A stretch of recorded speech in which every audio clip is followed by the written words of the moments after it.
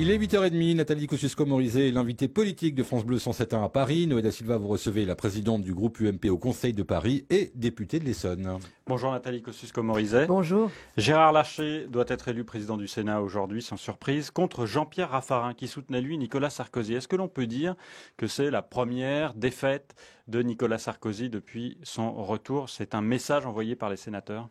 Écoutez, je crois pas d'ailleurs que Nicolas Sarkozy s'en soit mêlé outre mesure. On avait là deux candidats, et plus d'ailleurs, parce qu'il y a d'autres candidats dont on ne parle pas, mais deux candidats qui sont ceux qui, dans la primaire UMP, ont recueilli le plus de voix, qui étaient l'un et l'autre des gens de grande qualité, qui l'un et l'autre ont les qualités pour présider le Sénat, avec des profils assez différents, des histoires assez différentes. Des sénateurs C'est un envoyés choix à Nicolas Sarkozy? Je crois que c'est surtout un choix de tempérament. Un choix de personnalité. Mais c'est un bon choix, que font Gérard Larcher, sénateur des Mais Yvelines. je viens de le dire, moi je trouve que les deux ont les qualités pour présider le Sénat de manière probablement complètement différente. Vous voyez, c'est pas du tout les mêmes personnalités. Gérard Larcher, c'est vraiment l'homme de la maison, celui qui le plus sénateur des sénateurs. Vous voyez, c'est l'homme de la maison. Jean-Pierre Raffarin, il a une histoire différente. Il a été Premier ministre. Il proposait d'ailleurs un programme un peu plus politique, en quelque sorte. En tout cas, une démarche un petit peu plus politique dans sa campagne. Et le fait qu'il ait soutenu Sarkozy ne lui a pas coûté sa place de président au Sénat. Et je sais pas, par exemple, si Gérard Larcher a pris des options, lui, très claires sur ce sujet, dans un sens ou dans l'autre. Je crois pas. Je sais pas ce qu'a décidé Philippe Marigny, par exemple, l'autre candidat. Je suis pas sûre que cette question ait été au cœur du débat entre les sénateurs, pour tout vous dire. Nathalie Kosciusko-Morizet, vous allez accueillir Nicolas Sarkozy à Paris la semaine prochaine, je crois. Ah non, il y aura un meeting à Paris, mais pas la semaine prochaine. C'est pas la semaine prochaine, j'ai lu que c'était le 7. Ah non, vous confondez peut-être avec une soirée qui est organisée à Vélizy le 6 pour le sud Île-de-France. Alors ce sera où le meeting à Paris avec Nicolas Sarkozy? C'est pas encore décidé, on regarde les salles. Vous savez, le problème à Paris, c'est qu'on a toujours envie d'avoir des grandes salles, mais on veut aussi des salles agréables qui disent des choses. Vous savez, il y a des lieux qui ont plus ou moins de tempérament. En tout cas, moi, je suis très sensible. Et puis surtout, elles ont un coût. Donc, Justement, sur le coup, la dernière fois que vous êtes venu à France Bleu 107.1, j'ai revu ça hier soir, vous aviez dit que si Nicolas Sarkozy revenait, on vous posait des questions sur Big Malion, il ne pourra pas faire l'impasse sur l'affaire Big Malion. Pourtant, il l'a faite l'autre soir au journal de France 2. Je ne crois pas qu'il la fasse. De toute façon, c'est une affaire qui est devant la justice. Est-ce que vous n'êtes pas déçu par le manque d'explications de la part de Nicolas Sarkozy? Vous les attendiez la dernière fois que vous êtes venu sur France Bleu 107.1. Je veux dire, cette affaire, elle est aujourd'hui devant la justice. On l'a vu encore, là, il y a c'est pas des perquisitions, il y avait des auditions, des gardes à vue.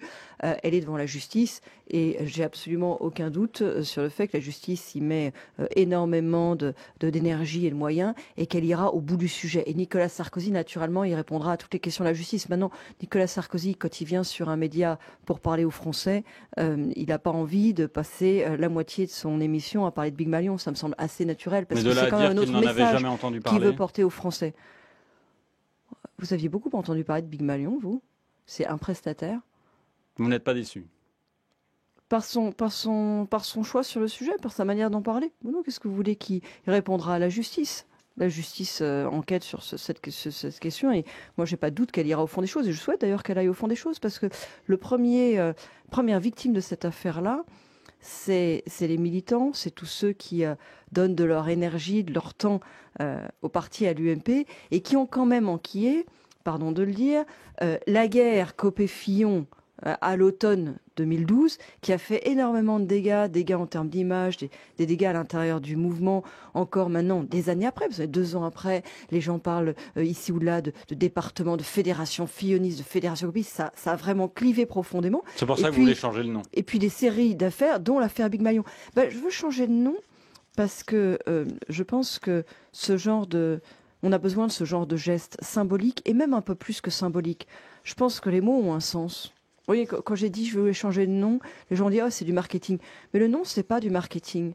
Moi, par exemple, je trouve que la façon dont... Toutes les grandes entreprises qui ont eu des affaires ont changé de nom, pratiquement. Mais c'est pas le sujet. Moi, je voulais changer de siège avant même qu'il y ait ces discussions, ces affaires Big Malion et compagnie. J'en avais parlé dès le mois de septembre 2012, quand il y avait eu justement une première campagne pour la présidence de l'UMP. J'avais dit il faut changer le siège du parti. Pourquoi? Parce que Moi, je viens du parti gaulliste, un parti dans lequel les mots compagnonnage, famille politique avaient du sens. Je trouve que l'UMP est devenu un parti beaucoup trop professionnel, entre guillemets, mais pas au bon sens du terme. Un parti d'élus ou de personnes qui aspirent à être élus. Un parti dans lequel la première place n'est pas suffisamment donnée aux bénévoles, aux militants. Et je trouve que les mots UMP, la façon dont ils ont été choisis, il y avait un sigle Union pour une majorité présidentielle. On a voulu coller sur cet acronyme d'autres mots, donc on a inventé Union pour un mouvement populaire. On a un siège qui est le symbolisme aujourd'hui de cette espèce d'hyper-professionnalisation, très grosse administration, alors qu'il n'y a pas assez de moyens sur le terrain. Tout est concentré à Paris. Bref, et c'est une Parisienne qui vous le dit, je trouve qu'il faut changer ça. Changer ça pour être au rendez-vous de nos responsabilités et de notre histoire. Encore une fois, moi je viens du mouvement gaulliste et pour moi un mouvement politique, c'est autre chose. Vous dites que vous êtes parisienne, vous habitez Paris, mais vous êtes toujours députée de l'Essonne. Vous allez rester jusqu'à la fin? Oui, bien sûr. C'est un mandat qui m'a été confié par les électeurs dans des conditions extrêmement dramatiques. Parce qu'il y avait une ambiance de drame dans cette élection législative. Et ceux qui aujourd'hui, en gros, en fait, les anciens opposants socialistes voudraient ma démission, sont ceux qui ont tenté de se faire élire en acceptant le soutien du Front National en 2012. Donc je trouve qu'ils pourraient avoir la décence, en fait, d'être discrets. Le Conseil de Paris, Anne Hidalgo, vous êtes présidente du groupe UMP au Conseil de Paris. Il y a eu de nombreuses mesures contre la pollution. Ce matin, on apprend que le gouvernement va augmenter le prix du diesel de 2 centimes par litre pour compenser notamment une partie de l'abandon de l'écotaxe. Est-ce que vous êtes satisfaite? Moi, je regrette ce qu'ils ont fait sur l'écotaxe. Je l'avais dit à l'époque, j'ai pas changé d'avis sur ce sujet. J'ai d'ailleurs été une des seules à pas changer d'avis parce que finalement, et à droite comme à gauche, il y a beaucoup de gens qui ont beaucoup changé d'avis sur la question des écotaxes. Moi, j'ai pas changé d'avis depuis le Grenelle. Faire payer les camions, faire payer les poids lourds pour lever des fonds et financer les alternatives à la route, le ferroviaire, le fluvial, c'est une bonne chose. Et augmenter le diesel. Attendez, c'est pas par hasard. Mais ils veulent augmenter le diesel parce qu'ils sont pas allés au bout de l'écotaxe. C'est punitif. Mais il fallait faire l'écotaxe. Attendez, laisse-moi. Je comprends que ça puisse troubler les uns et les autres. Mais je voudrais finir ce que je vous dis là, parce qu'encore une fois, j'ai été une des seules à pas changer d'avis sur ce sujet et je reste persuadée que l'écotaxe était et quelle est la bonne solution. C'est intelligent de faire payer les poids lourds plutôt que de faire payer les contribuables. Parce qu'au bout du compte, il y a bien quelqu'un qui paye. Il y a bien quelqu'un qui paye parce qu'il faut faire des investissements pour le ferroviaire et pour le fluvial. Et faire payer les poids lourds, c'est en plus donner une incitation, ce qu'on appelle le report modal, à faire en sorte que les marchandises passent plus souvent par le rail et par la voie fluviale que par la route. Donc c'était intelligent. Veut taxer et veut tester l'écotaxe sur le périphérique dès aujourd'hui. Et le gouvernement a fait des allers-retours sur l'écotaxe. Ils ont essayé de jeter le doute et de jeter l'opprobre sur le contrat de l'écotaxe. Il y a eu des commissions d'enquête qui ont toutes conclu non seulement à la légalité et à la qualité du contrat, mais même à sa nécessité. Alors aujourd'hui, finalement, le gouvernement est obligé. Finalement, le gouvernement est obligé de dire, on va faire l'écotaxe quand même, mais ils la font en fait en moins bien. Voilà, c'est comme pas mal de choses. Ils ont essayé de détricoter un peu parce que c'est pas eux qui avaient fait, et finalement ils la font en moins bien. À Paris, ça a été un symbole de tout ça. Paris avait voté comme un seul homme pour l'écotaxe en 2012. Vous savez, il fallait voter une délibération qui permettait le prélèvement de l'écotaxe sur le périphérique. Le périphérique est communal à Paris. Donc il y avait une délibération qui a été votée. Tout le monde l'avait votée, unanimité, je crois, ou presque. Et ça devait permettre de lever 18 millions d'euros par an. Tout le monde était d'accord.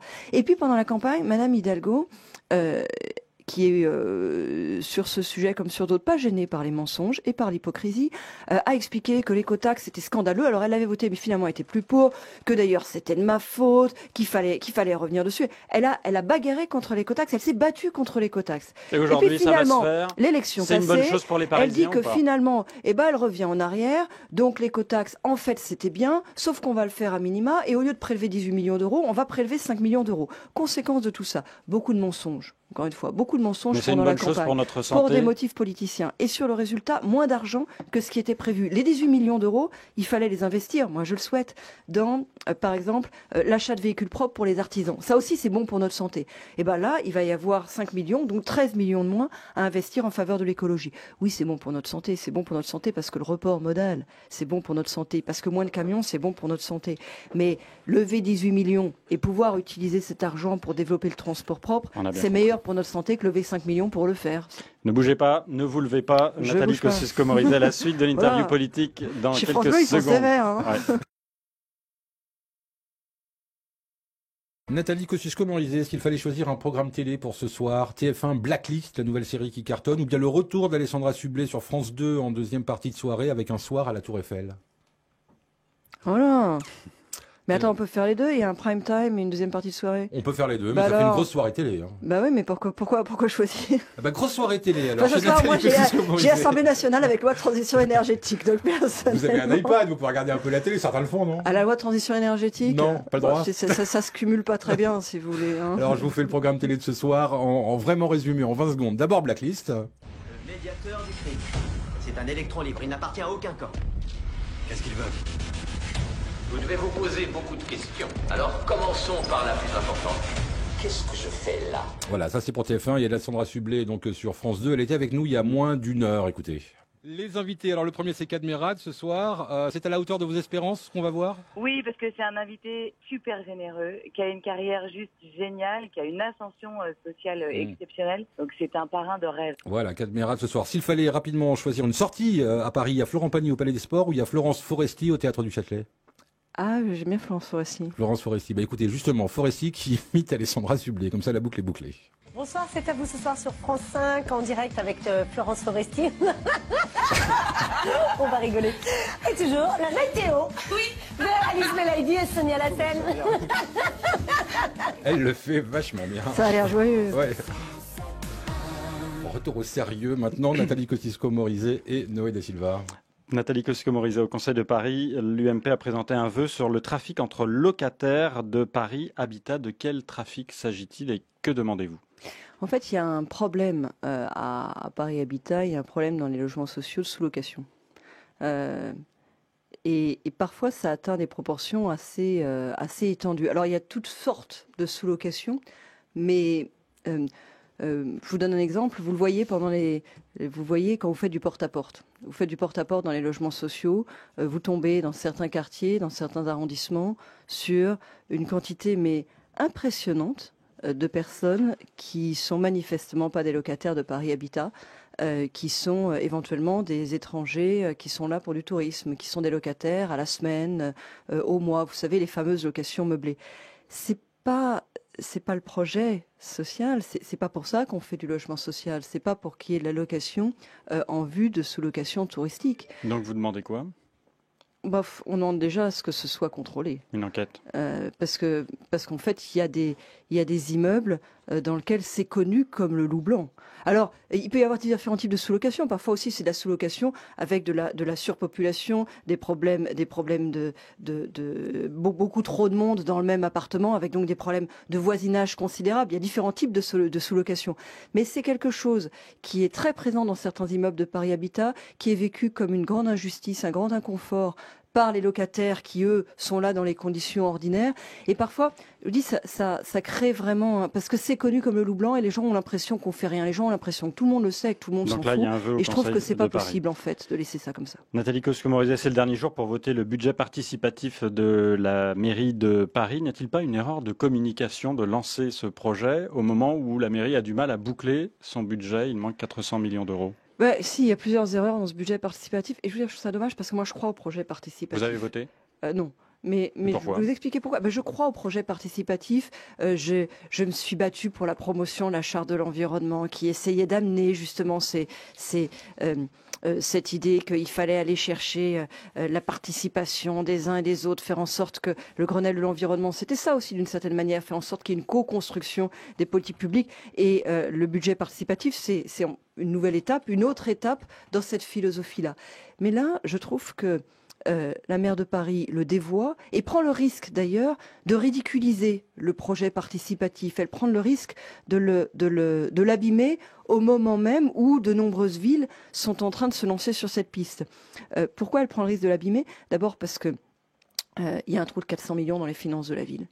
Et au moment où il y a un trou de 400 millions dans les finances de la ville, mettre 20 millions, parce que cette année c'est 20 millions, en délibération sur des projets essentiellement ludiques, ça fait un décalage qui peut être très mal compris. Il manque 400 millions parce que ça a été mal géré. On l'avait dit pendant la campagne, on avait dit il va manquer 400 millions dès 2014. Et vous aviez parlé de 40% d'augmentation d'impôts?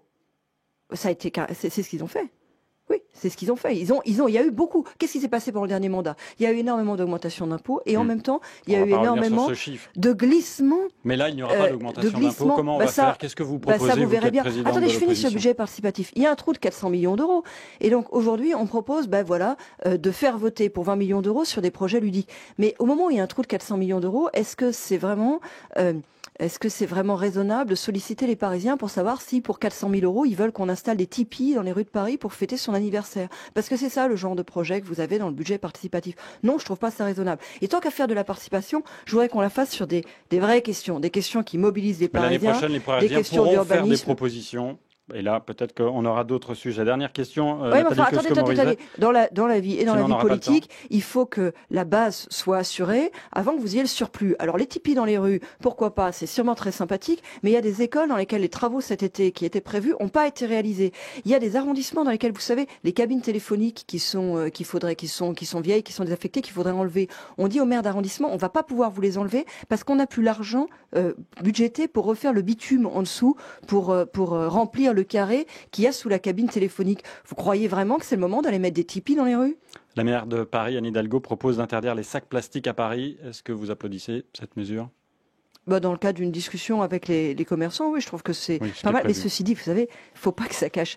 D'ailleurs, ça ne cachera pas l'énorme problème à Paris en matière de propreté, puisqu'on parle de sacs plastiques, qui est celui des rues. Parce que les Parisiens sont sales. Pas les Parisiens sont sales, c'est Paris qui est sale. Vous avez des rues sales à cause de qui? Non, mais vous pouvez pas dire ça comme ça. Allez voir un peu, comme je l'ai fait, dans les ateliers propreté, là où il y a les personnels du service de propreté. Ils vous disent il y a une telle désorganisation que dans le temps, il y avait des rues, on passait une fois toutes les semaines. Maintenant, on passe une fois tous les 3 semaines. On n'est pas étonné de se faire engueuler par les gens quand on passe. Ils vous racontent la façon dont il est organisé, le service. Il y a des couches et des couches de suradministration. Il y a le chef de secteur, le machin, l'ingénieur, le sous-directeur. Et puis ils vous disent, quand vous leur demandez mais est-ce que c'est motivant, vous savez, au-dessus de nous, nos chefs, ils ont des primes à notre rendement. Eux, ils sont primés sur notre rendement. Mais nous, on n'a aucune incitation d'aucune sorte et il y a jusqu'à 20% d'absentéisme. Donc, en gros, on a l'impression de travailler pour ceux qui ne sont pas là. Il y a un moment où on en a marre et où on n'est pas là non plus. Voilà. Merci Nathalie Kosciusko-Morizet d'être venue ce matin sur France Bleu 107.1. Bonne journée.